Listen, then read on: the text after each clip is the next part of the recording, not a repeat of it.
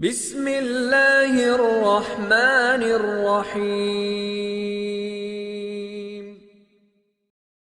नबी करीम सल्लल्लाहु अलैहि वसल्लम जब गुस्ल फरमाते। حدثنا عبد الله بن يوسف قال أخبرنا مالك عن هشام عن أبيه عن عائشة زوج النبي صلى الله عليه وسلم أن النبي صلى الله عليه وسلم كان إذا اغتسل من الجنابة بدأ فغسل يديه ثم توضأ كما يتوضأ للصلاة، ثم يدخل أصابعه في الماء فيخلل بها أصول شعره، ثم يصب على رأسه 3 غرف بيديه، ثم يفيض الماء على جلده كله।